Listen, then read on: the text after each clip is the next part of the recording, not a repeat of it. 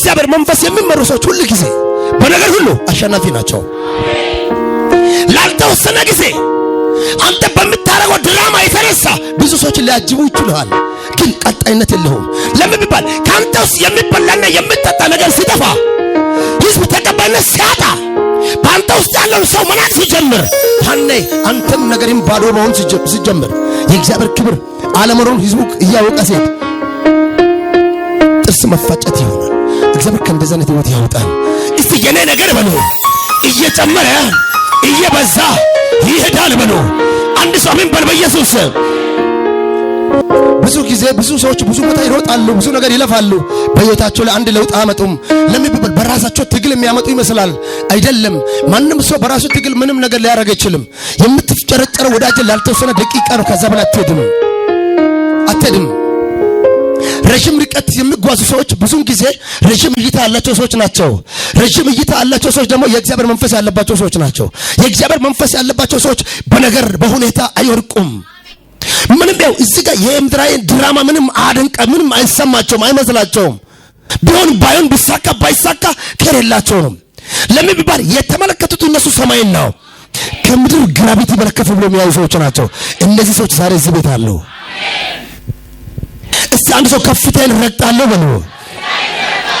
ድገሙና ረግጣለሁ በሉ። ኢየሱስ ጌታ ነው። ክብር ለኢየሱስ ይሁን። እግዚአብሔር በሚሰራበት ሰዓት ላይ ልትተኛ አይገባም፣ ልትነቃ ይገባል። እግዚአብሔር ሁሉ ጊዜም ይናገራል። እግዚአብሔር 24 ሰዓት ስራ ላይ ነው። ነገር ግን እኛ ተኝተን እሱ እንደተኛ አድርገን እሱ እንደማይሰራ አድርገን የምንመለከት ሰዎች ዛሬ እግዚአብሔር አምላክ የልቦና አይኖቻችሁን ያበራላችኋል። እስቲ እግዚአብሔር ስራ ላይ ነው በሉ። እኔም ስራ ላይ ነኝ በሉ። አንድ ሰው አሜን በል በኢየሱስም። የእናንተን መሰረት የሚያናውጠውን ዛሬ እግዚአብሔር ያናውጠዋል። አንድ ሰው አሜን በል በኢየሱስም። ገብታችሁ ዝም ብላችሁ አትወጡም፣ ይዛችሁ ትወጣላችሁ። አንድ ሰው ገብቼ ዝም ብዬ አልወጣም በሉ። ወደ መቅደሱ ገብታችኋል፣ ወደ ህልውና ውስጥ ገብታችኋል። የገቡ ሰዎች ዛሬ ለአምላካቸው ጥያቄን ያቀርባሉ፣ መልስ ይዘው ይወጣሉ። አንድ ሰው መልስ ይዤ እወጣለሁ በሉ። በሰው ፊት ፊተኛ ለመሆን አትሞክሩ፣ በእግዚአብሔር ፊት ፊተኛ ለመሆን ሞክሩ። ሰው እንዳደንቃችሁና ሰዎች የሆነ ስፍራ እንዲሰጣችሁ አትፈልጉ። በእግዚአብሔር ፊት ፊተኛ ሁኑ። የምታደርጉት ነገር ለጌታ ያስፈልጋል ብላችሁ አድርጉ። የሰው ልጅ ከማስመሰል ህይወት ካልወጣ መቼም ሰው ሆኖ አይለወጥ። በዚች ምድር ላይ የምትቆይበት በጣም አጭር ጊዜ ነች፣ አጭር ዘመን ነች። አጭሩን ዘመን ማስረዘም የምችለው ጽድቅና ቅድስና ባለበት ህይወት ስትመላለስ በዚች ምድር ላይ 100 እጥፍ ተባርከ ሰማይ ደግሞ ለዘላለም ርስት። መቼ ነው የምታረጀው ሴት? መቼ ነው የሚያረጀው ሰው እየተባልክ ነገር እየጨመረ ይሄዳል። አንድ ሰው አሜን በል በኢየሱስ። እጃችሁ ከፍ አድርጉ ነው የኔ ጌታ ከኔ ጋር ነው በሉ። ታምናላችሁ? እሱ ይሰራባችኋል። አንድ ሰው የኔ ጌታ በኔ አለ በልሴ፣ ሊሰራ ተነስቷል በልሴ። አንድ ሰው አሜን በል በኢየሱስ። እንዲህ ምን ድምጽ ሰማለሁ፣ አሮጌ ነገር ዛሬ አዲስ ነገር ይሆናል። አሮጌ ነገር ዛሬ እግዚአብሔር አዲስ አደርጋለሁ አለ። አንድ ሰው የኔ ጌታ በልሴ፣ አሮጌውን በልሴ ያድሳል በሉ። አንተ ታምናለህ ይሆናል። ያመኑ ሰዎች አሜን ይላሉ። በነገር ሁሉ ጎባጣ መሆን የለባችሁ። በቃ ለትስቲ ሆናችሁ ለእግዚአብሔር የምትመቹ ለሰው የምትመቹ እንድትሆኑ እግዚአብሔር ይፈልጋል። እግዚአብሔር ከጠማማና ከሰንካላ ሰው ጋር ምንም ማለት ህብረት አያደርግም። ፍሪ ሆናችሁ በእግዚአብሔር ቤት ነፃ ሆናችሁ በማንኛውም ዳይሬክሽን ስትንቀሳቀሱ ነፃ፣ በዚህ ውስጥ እግዚአብሔር ይሰራል። የራስን ጥበብ ለመጠቀም አትሞክር። የራስን ሐሳብ ለማራመድ አትሞክር። የእግዚአብሔርን ሐሳብ አድርግ። ራስን ዝቅ አድርገህ አቅርበው፣ እሱ ከፍ ያደርግሃል።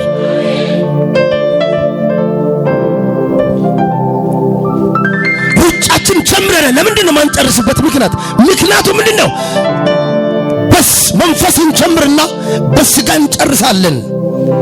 ሰበባችን እከሊት ወይም እከሌ ሊሆን ይችላል።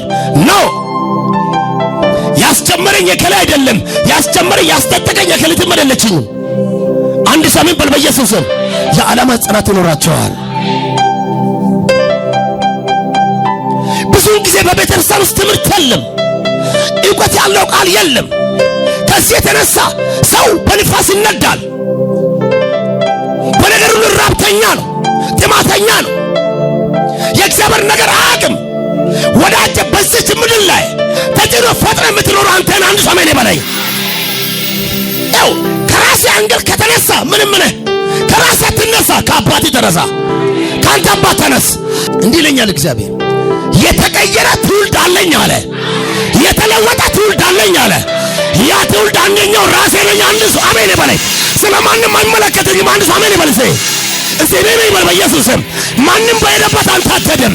ያንተ እይታ ለውጥ ይሆናል። አንድ ሰው እይታን ጌታ ይለውጣል በልሴ። አንድ ሰው አሜን በኢየሱስ። አንተ ባመንክበት እግዚአብሔር ይሰራል። እጅን ከፍ አድርግና እኔ ባመንኩበት እግዚአብሔር ይሰራል በሉ። እናንተ የተቀደሳችሁ የእግዚአብሔር ቤተሰቦች አንድ ሰው አሜን በኢየሱስ ስም። በመንፈስ ትጀምራላችሁ፣ በመንፈስ ትጨርሳላችሁ። እጅ ከፍ አድርግና በመንፈስ ጀምራለሁ በሉ፣ በመንፈስ ጨርሳለሁ በሉ። ያጎበጣችሁ ዛሬ ይጎብጣል። የኔ ዘመን መልሴ በኢየሱስ መልሴ ይጠቀለላል። ታምናለህ ወይ? ቆራጥ ትውልድ ለዚች ምድር ያስፈልጋል። አስመሳች ትውልድ ጋር ጌታ ምንም ማለት ኮሚኒቲ አያደርግም። ቆራጥ ትውልድ የተነሳበትን ትመልከት፣ የአባትን እሺ አትመልከት። ታምናለህ? እንድትፈጥር ጌታ ጭንቅላት ሰጥቷል። አንተ የእግዚአብሔር ልጅ ነህ። ኪስን አትመልከት፣ እቅልትን እቅልብ አትመልከት። አንተ ነህ በዚች ምድር ላይ ሸካየ እያልክ ብትኖረው። አንድ ሰሜን በል። እኔው ሰማኝ። እስቲ እኔ በል። እኔ የጌታ ነኝ። ጌታ በል በእኔ ውስጥ ነው። እኔ በል ከሱ የተነሳ እናገራለሁ። ክንፍ ይዘህ የምትበረው አንተ ነህ። የፈሰስክበት ዘመን ያበቃል። አንድ ሰው የፈሰስኩበት ዘመን ያበቃል በልሴ። ታምናለህ ወይ? አረ ስትናገር ኪሱ ይፈታል። አረ ስትናገር ነው የሚሆነው። አንድ ሰው አሜን በል በኢየሱስ። አንተ እኮ ነው ባለጠጋ ሰው። አንተ እኮ ነው የዚች ምድር ሀብት በኢየሱስ።